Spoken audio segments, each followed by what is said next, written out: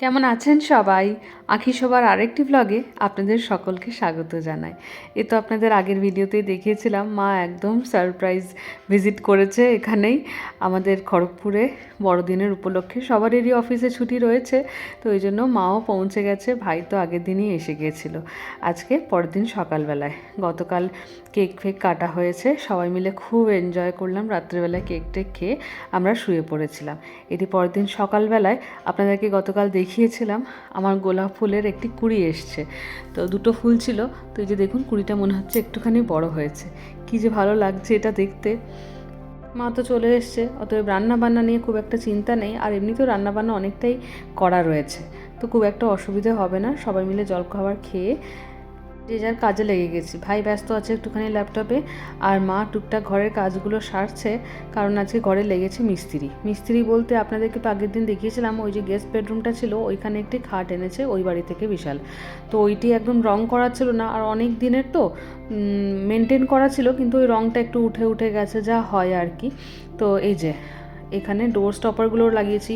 অনেক দিন ধরে প্ল্যান হচ্ছিলো এই ডোর স্টপার লাগানো, কিন্তু ওই একসঙ্গে আনাই হচ্ছে না বলে আর লাগানো হচ্ছিলো না। ইটগুলো থাকে রাখা, বাজে লাগে দেখতে। আর এই যে এবারে শীতকালের পরেই এবারে জোরে হাওয়া বইবে, তখন আবার ধুমধাম করে দরজাগুলো লেগে লেগে জায়গাগুলো ফেটে যাচ্ছে, দরজার সাইডগুলো। তো ওই জন্য ভাবলাম যে এই শীতকালটা শেষ হওয়ার আগেই এই ডোর স্টপারগুলো লাগিয়ে নিই। আর এই যে বিভিন্ন ধরনের যে প্রদীপ ধূপকাঠি স্ট্যান্ড যেগুলো রয়েছে, ওগুলো মাকে দিলাম আজকে ঠাকুরের ঘরে একটু পরিষ্কার করে দিতে। তো মা ওইদিকে পরিষ্কার করছে, চলুন নিয়ে যাই আপনাদেরকে রান্নাঘরে। রান্নাঘরেই যে রয়েছে, আগের দিন একটুখানি ফ্রাইড রাইস বেঁচে গেছে, বিশাল বলেছিল একটু বেশি করে বানাতে। আর তার সঙ্গে এখানে রয়েছে একটুখানি চাটনি। নিচেরটাতে কি রয়েছে দেখি। ও আচ্ছা, পোলাও বানিয়েছিল মা, সেই পোলাও আছে, একটুখানি বেঁচে গেছে। তারপরে এই দিকটাতে কি রয়েছে দেখি।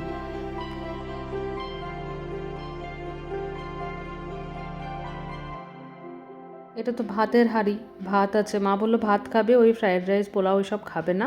তো একটুখানি ভাত বসিয়ে দিয়েছি, আর এটা ডাল আছে। আর আগের দিনকে এটা চিলি পনির অর্ডার করেছিলাম, তো সেইটা রাখা রয়েছে, খুব একটা খাইনি, মানে আসলে খুব ঝাল হয়ে গেছিলো। তো ওই জন্য আমরা কেউই খেতে পারিনি, রাখা রয়েছে। আর এইদিকে দুটো বেগুন কাটিয়ে মা রেখেছে, দেখে নিয়েছে একটু ভেতরে পোকা টোকা আছে কিনা। তো দেখলাম যে না, শীতকালের বেগুন, একদম তাজা তাজা বেগুন, খুব সুন্দর বেগুনগুলো। আর ওই দিকটাতে আলু কাটা ছিল, এটা হলো আলু পোস্ত। আর আমি বানিয়েছিলাম এই ফুলকপির রেজালা, তো ওইটাও একটুখানি রয়ে গেছে, একদম লাগাই রয়েছে, একজনের মতনই হবে। আর নিচেটাতে রয়েছে মাটন। তো চারজনের জন্য যথেষ্ট। এই এতগুলো খাবার আমাদের চারজনেরই খুব সুন্দর করে দুপুরবেলায় হয়ে যাবে। চলুন আপনাদেরকে একবার ওই ঘরটাতে নিয়ে যাই, কি হচ্ছে না হচ্ছে সেই সব একটু দেখাই। ডোর স্টপারগুলো মিস্ত্রিটি আগেই লাগিয়ে দিয়েছে, যতক্ষণে ওটা মানে রঙটা শুকোবে আর কি বিডিবানে, ততক্ষণেও দাঁড়িয়ে বসে বসে এই ডোর স্টপারগুলো লাগিয়ে দিয়েছে। প্রত্যেকটি দরজাতেই লাগানো করিয়েছি।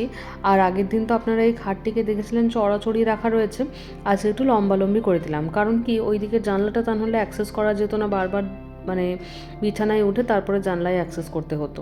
আর ওইটিই একমাত্র জানলা রয়েছে যেটা বক্স জানলা, তো ওই জন্য ওখানে জিনিসপত্র রাখা হয়, কিছু রোদে টোদে দিলে ওইখানটাতেই দেওয়া হয়। এসেছি আমি এখন ঠাকুর ঘরে, কি সুন্দর পরিষ্কার হয়ে গেছে দেখুন।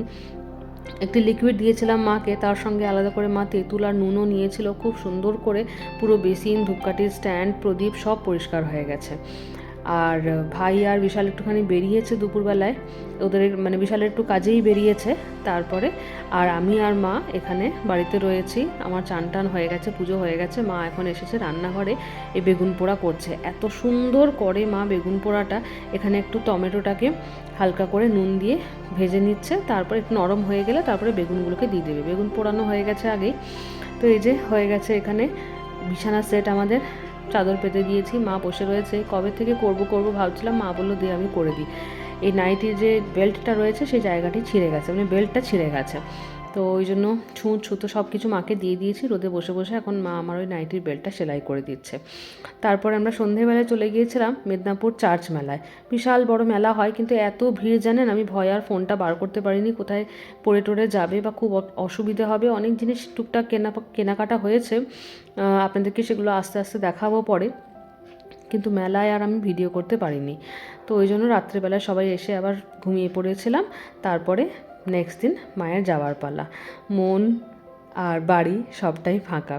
মা ভাত খেয়ে বেরিয়েছে দুপুরবেলায়, এরকম 25শে ডিসেম্বর বছর বছর ঘুরে আসুক। দুর্দান্ত লাগলো এই সারপ্রাইজ, আমার একদমই জানা ছিল না। আর প্রতিবারই কী হয়, যখনই ওরা সারপ্রাইজ দেওয়ার প্ল্যান করে একটু হলেও আমি আন্দাজ করে নিই যে ভাই আসছে বা সৌরভ বা জিৎ বা কেউ আসছে, আমি একটুখানি হলেও আন্দাজ করে নিই। কিন্তু এবারে মায়ের আশাটা আমি একদমই এক্সপেক্ট করিনি, মানে একদমই ওটা মানে আন্দাজই করতে পারিনি আমি। তো ভীষণ খারাপ লাগছে মনটা। আমার জন্য এত দূর থেকে মা এলো, এত কষ্ট করে এলো, একাই এসছে। অন্যবার তাও ভাই আসে সঙ্গে, একাই এসেছে, দুটো লাগেজ নিয়ে এসেছে। তো ওই যে চলে যাচ্ছে, এই চলে যাওয়াটাই কষ্ট, দেখাটা কষ্ট। সারাদিন ওই দিনটা খুব কষ্ট হয়। তারপরে তো আবার যে যার সংসারে যে যার জীবনে ব্যস্ত হয়েই যায়। যাই হোক চলুন, এসেছি ভেতরে, চাদরটাকে পাল্টে দিয়েছি, দুটো ঘরেরই চাদর সুন্দর করে পাল্টে দিয়েছি। চাদরের সাইজটা একদম পারফেক্ট হয়েছে। আগে যেটা পাতা ছিল মা বললো ওটা সিঙ্গেল বেডের, তো একটুখানি টান টান হয়ে যাচ্ছে আর কি, তো পারলে একটু পাল্টে দিস। তো মা বলে গেল, আমি যে ঠিক আছে পাল্টে দিই। তো এটা একদম মানে খাপে খাপ বসে গেছে আর কি। আর এইদিকের ঘরেরটাও পাল্টে দিয়েছি। ভালো লাগছে না একদম, জানেন মনটা। বিশালও গেল ওখানে স্টেশনে ছাড়তে, সঙ্গে ভাইও গেল মাকে ছাড়তে। ভাই চলে আসবে অবশ্য। তো আবার সবাইকে যে যার পুরনো রুটিনে ফিরে যেতে হবে, এটাই তো নিয়ম বলুন। যাই হোক চলুন, ভিডিওটাও তাহলে আজকে এখানেই শেষ করছি। বিশালরা আসুক, তারপর আমরা সবাই খাওয়া দাওয়া করি। সবাই খুব ভালো থাকবেন, সুস্থ থাকবেন, সাবধানে থাকবেন। কেমন লাগলো ভিডিওটা আমাকে অবশ্যই কমেন্ট করে জানাবেন। ভালো লাগলে লাইক, শেয়ার, সাবস্ক্রাইব, কমেন্ট করুন। আর দেখা হচ্ছে খুব শিগগিরই পরের একটি ব্লগে।